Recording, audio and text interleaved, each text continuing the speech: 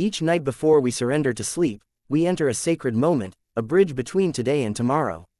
The book Rules Before You Sleep invites us into this deeply personal space with a quiet, powerful message. How we end our day shapes not just our rest, but our entire life.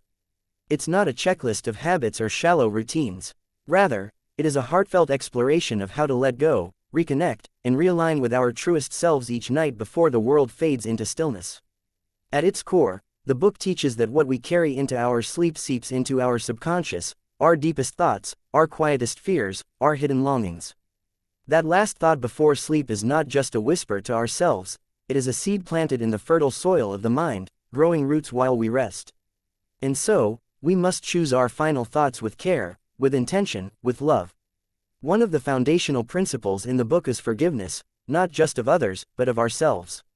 Before we lay down to rest, we are encouraged to release the weight of grudges, unmet expectations, and the harsh inner voice that reminds us of our failures. The author doesn't preach this as an abstract moral rule. Instead, he shares tender stories of a mother who, after years of holding on to anger toward her estranged son, begins the habit of silently wishing him peace each night, until one day, he calls. Or the young man who couldn't forgive himself for a mistake that cost him his job, until he began a nightly ritual of saying aloud, "I did the best I could today, and tomorrow I will try again." These small acts of nightly mercy become the quiet turning point in their lives. Forgiveness, then, is not a one-time event, but a gentle, nightly cleansing of the soul, a surrender, a softening, a beginning again. Another profound rule is gratitude. We often speak of gratitude as a feel-good practice, but the book takes us deeper. It challenges us to not just be thankful when things go well, but to find meaning in the uncomfortable, the ordinary, the painful.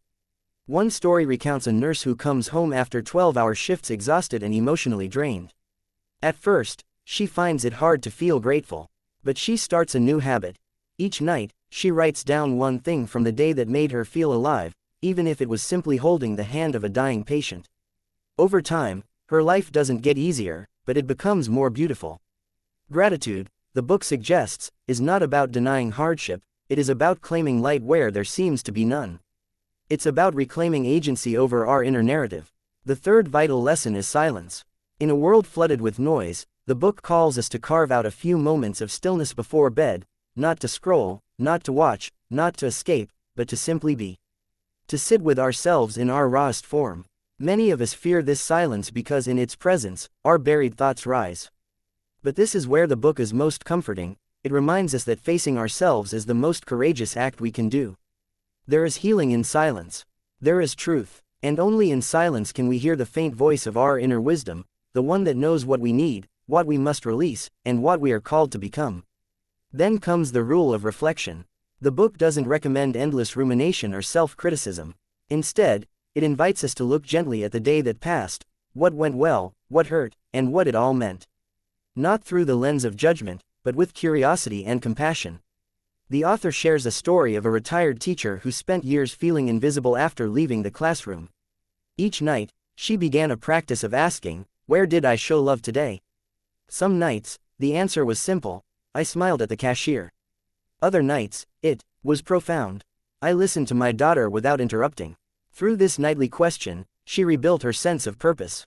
Reflection, as the book teaches, isn't about fixing the past, it's about learning from it and aligning ourselves for tomorrow. Closely tied to reflection is the rule of intention. The book encourages us to plant a clear, kind intention before sleep, not a rigid goal, but a guiding light. This could be as simple as, "I want to respond with patience tomorrow," or, "I will take care of my body with love." When repeated nightly, these intentions seep into the subconscious and begin to direct our actions in subtle but powerful ways. Like a compass quietly steering a ship through fog, our intentions lead us even when we feel lost. But perhaps the most transformative rule shared in the book is the reminder to feel. So often, we suppress, distract, or intellectualize our emotions. But before sleep, when the world grows quiet, we have a sacred opportunity to feel fully, the joy, the sorrow, the fear, the longing. The author speaks of emotional honesty as a kind of soul hygiene.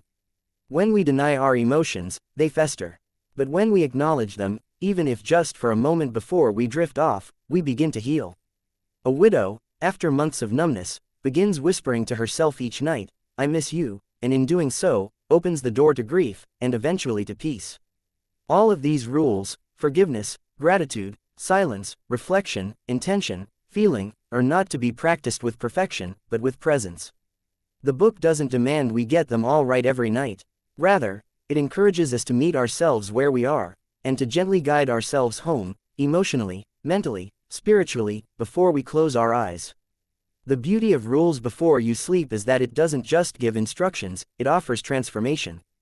It shows how a few mindful minutes at the end of each day can slowly reshape our relationship with ourselves and the world. Over weeks and months, this nightly ritual becomes an anchor. Life remains unpredictable, but we become more grounded. We may still face hardship, but we carry a deeper resilience. Our dreams become clearer, our relationships more tender, and our purpose more aligned. In closing, the book reminds us that sleep is not just a biological necessity, it is a spiritual opportunity. Each night, we are given a chance to let go of who we were and rest into who we are becoming. If we honor that moment with intention and love, then slowly, night by night, we begin to rewrite our lives. So tonight, before you sleep, pause, breathe, forgive, reflect, feel, give thanks, set an intention, and remember, even in your rest, you are growing, you are healing, you are becoming.